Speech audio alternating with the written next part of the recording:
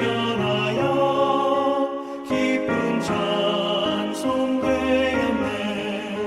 주의 보혈 흐르는데 믿고 뛰어나가 주의 은혜 내가 입어 깨끗하게 되었네.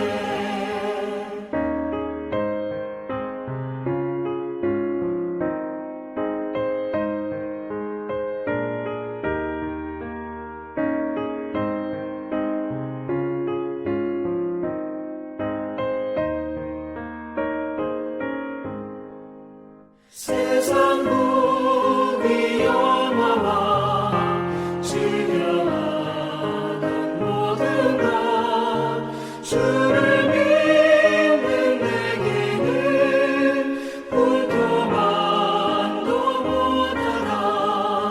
주의 보혈 흐르는데 믿고 뛰어나가 주의 은혜 내가 입어 깨끗하게 되었네. 나의 모든 몸에는 저 천국의 사역에 나의 평생 자랑은 주의 십자가로다. 주의 보혈 흐르는데 믿고 뛰어나가 주의 은혜 내가 입어 깨끗하게 되었네.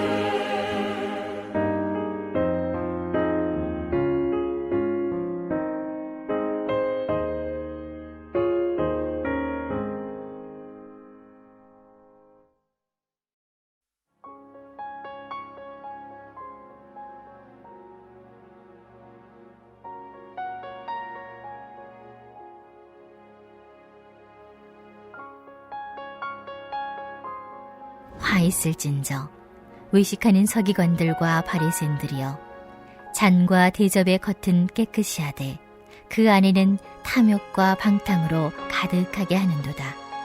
눈먼 바리새인이여, 너는 먼저 안을 깨끗이 하라. 그리하면 겉도 깨끗하리라. 화 있을진저 의식하는 서기관들과 바리새인들이여, 회칠한 무덤 같으니 겉으로는 아름답게 보이나 그 안에는 죽은 사람의 뼈와 모든 더러운 것이 가득하도다.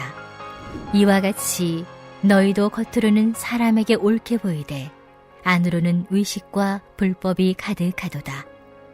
화 있을진저 의식하는 서기관들과 바리새인들이여, 너희는 선지자들의 무덤을 만들고 의인들의 비석을 꾸미며 이르되, 만일 우리가 조상 때에 있었더라면 우리는 그들이 선지자의 피를 흘리는 데 참여하지 아니하였으리라 하니, 그러면 너희가 선지자를 죽인 자의 자손임을 스스로 증명함이로다.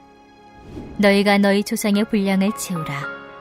뱀들아, 독사의 새끼들아, 너희가 어떻게 지옥의 판결을 피하겠느냐. 그러므로 내가 너희에게 선지자들과 지혜 있는 자들과 서기관들을 보내매 너희가 그 중에서 더러는 죽이거나 십자가에 못 박고 그 중에서 더러는 너희 회당에서 채찍질하고 이 동네에서 저 동네로 따라다니며 박해하리라. 그러므로 의인 아벨의 피로부터 성전과 제단 사이에서 너희가 죽인 바라기아의 아들 사가랴의 피까지 땅 위에서 흘린 의로운 피가 다 너희에게 돌아가리라. 내가 진실로 너희에게 이르노니 이것이 다 이 세대에 돌아가리라. 예루살렘아, 예루살렘아, 선지자들을 죽이고 내게 파송된 자들을 돌로 치는 자여, 암탉이 그 새끼를 날개 아래에 모음같이 내가 내 자녀를 모으려 한 일이 몇 번이더냐. 그러나 너희가 원하지 아니하였도다. 보라, 너희 집이 황폐하여 버려진 바 되리라.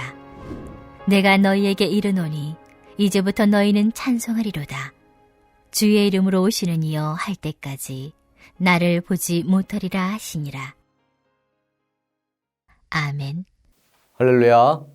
말씀으로 여는 하루에 들어오신 여러분을 환영하고 축복합니다. 오늘 우리에게 주시는 생명의 말씀으로 승리하시는 여러분이 되시기를 주님의 이름으로 축원합니다.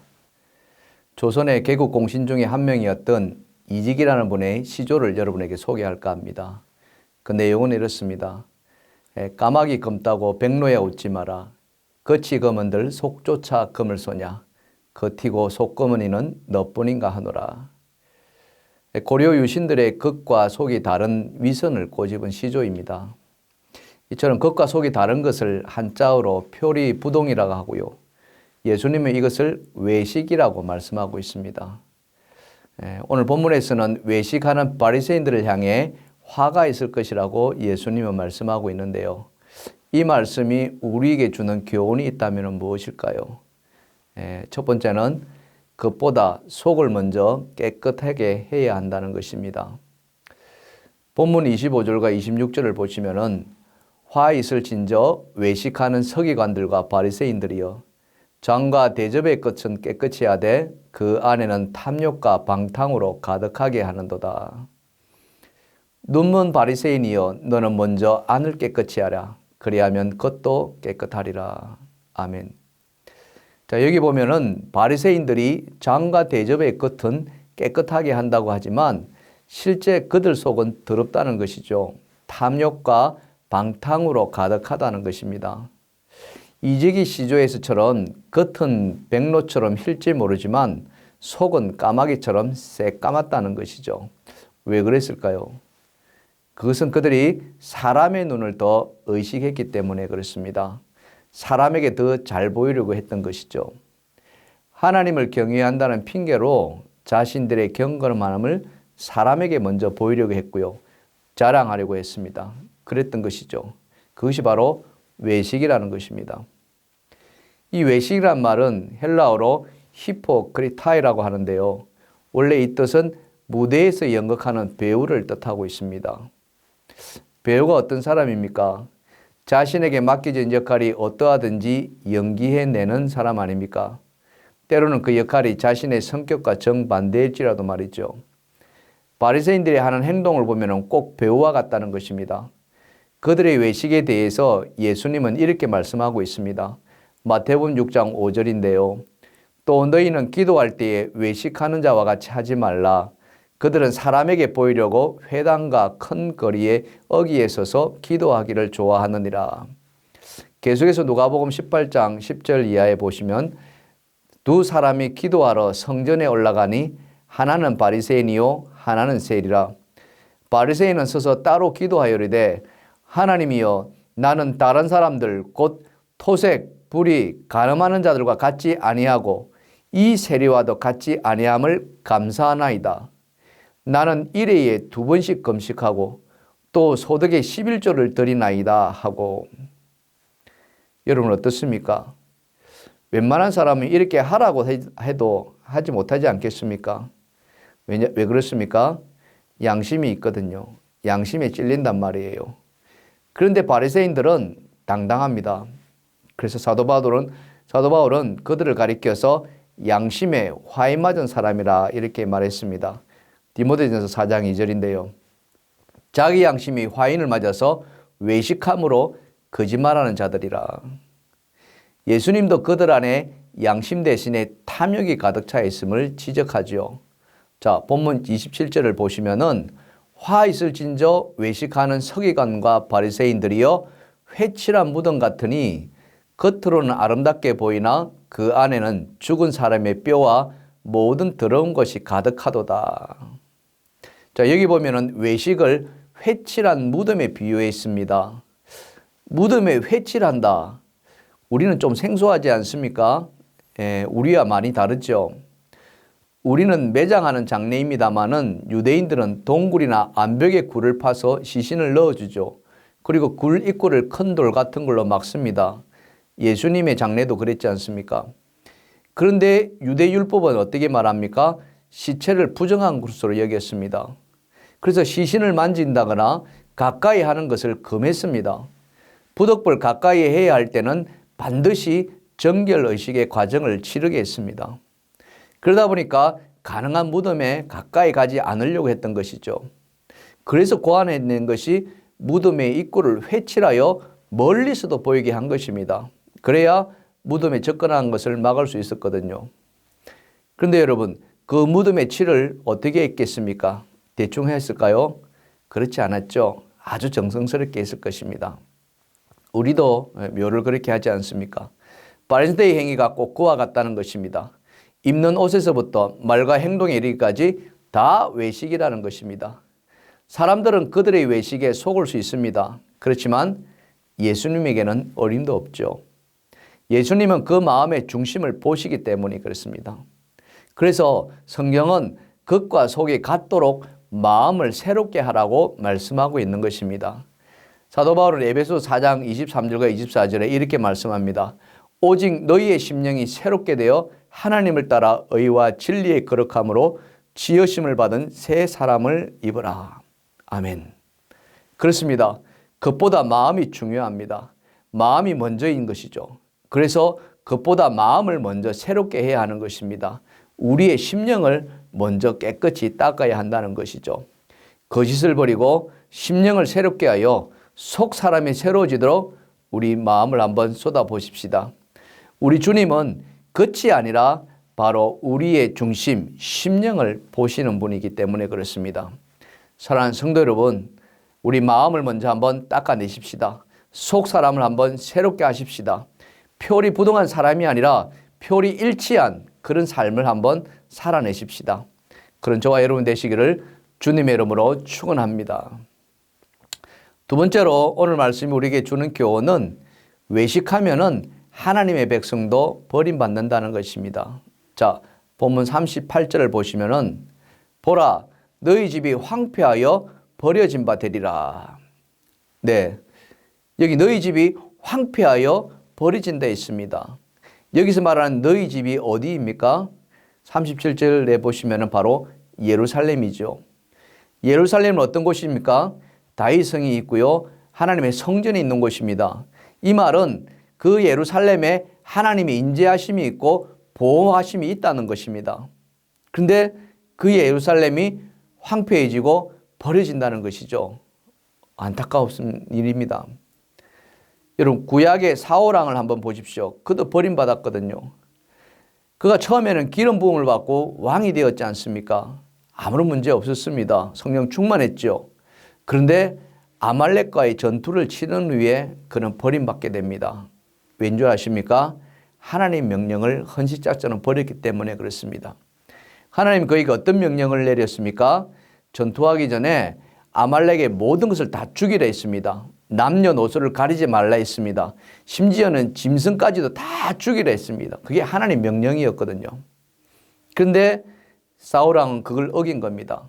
살찐 짐승을 보니까 마음이 달라진 거예요. 그래서 살려서 데려옵니다. 데려와서는 이걸 가지고 하나님께 제사 드릴 거라고 핑계를 대죠. 그런 핑계대는 것을 보고 사무엘이 뭐라고 이야기합니까? 순종이 제사보다 낫고 듣는 것이 순양의 기름보다 낫다고 말하는 것이죠. 결국 어떻게 되었습니까? 하나님의 영이 사울에게서 떠나버리죠. 그리고는 버림받습니다. 자, 이런 것을 보면 참 무섭지 않습니까? 서기관과 바리새인도 똑같다는 것입니다. 겉으로는 하나님을 경외한다고 하였지만은 그 속에는 어떻습니까? 탐욕으로 가득 찼다는 겁니다. 사람에게 인정받고 존경받으려는 욕심, 욕망으로 가득 채워졌다는 것이죠. 그런데 그것을 하나님이 싫어했다는 겁니다.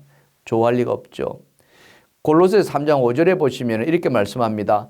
땅에 있는 지체를 죽이라. 곧 음란과 부정과 사욕과 악한 정욕과 탐심이니 탐심은 우상 숭배니라. 욕심, 악한 정욕, 탐심, 그 끝은 어떻게 됩니까? 패망한다는 겁니다. 황폐해진다는 거죠. 버림받는다는 것입니다. 외식으로 채워지는 한 어떻습니까? 더 이상 하나님의 보호하심을 받지 못한다는 것이죠. 안전하지 않다는 것입니다. 사랑하는 성도 여러분, 외식은요, 사단 마귀가 즐겨 쓰는 관계입니다. 하나님 백성을 무너뜨리는 관계란 말입니다. 우리 자신을 한번 돌아보십시오. 우리 자신 있게 하지는 않습니까? 무엇이 되기보다는 어떻게 보이기를 원한다면은 우리 안에 외식이 자라고 있는 것입니다. 행복하게 되기보다는 행복해지려고 행복해 보이는데 우리의 마음이 빼앗긴다면은 그 안에 외식일 가능성이 크다는 거죠. 또 선한 사람이 되기보다는 선하게 보이기를 떠난다면은 그것은 틀림없이 외식일 것입니다. 마귀가 우리 안에 심어놓은 그 외식, 그것은 마치 누룩과 같습니다. 처음에는 알게 모르게 들어옵니다. 하지만 점점 심각한 수준으로 빠져들게 하지요. 급기야는 그 외식이 무슨 독이 되어서 우리의 영혼을 무너뜨리게 된다는 것입니다. 그래서 우리가 지켜야 할 것이 무엇이겠습니까? 잠언서 4장 23절에 모든 지킬 만한 것 중에서 더욱 내 마음을 지키라. 생명이 끊으니 이에서 남이니라. 로마서 12장 2절은 이렇게 말씀합니다. 너희는 이 세대를 본받지 말고 오직 마음을 새롭게 함으로 변화를 받아 하나님의 선하시고 기뻐하시고 온전한 뜻이 무엇인지 분별하도록 하라. 아멘. 말씀밖에 없습니다. 말씀을 붙들어야 합니다. 사도 바울은 말씀을 생명의 금이라 하지 않았습니까? 그 생명의 금으로 사탄 마귀의 관계를 거뜬히 물리쳐야 됩니다. 말씀이 내 안에 살아있으면 가능해집니다. 그러면은 그 말씀이 나를 진리의 길로 인도해 주신다는 것이죠. 오늘도 그 진리의 말씀, 생명의 말씀, 능력의 말씀을 붙들고 나아가십시다. 외식으로 유혹하는 사탄의 관계를 말씀으로 물리치십시다. 그리고 승리하십시다. 그리하여 하나님께 영광을 올리드십시다. 그런 저와 여러분 되기를 주님의 이름으로 축원합니다. 축원합니다. 오늘 말씀을 붙들고 기도로 나아가십시다. 첫 번째로 외식이 사탄의 관계임을 깨닫게 하옵소서. 두 번째, 하나님의 말씀인 성령의 검으로 외식을 물리치게 하옵소서. 세 번째, 코로나19로부터 우리를 지켜주시며 선교지에 나가 있는 모든 선교사님과 그 가정을 안전하게 지켜 주시옵소서.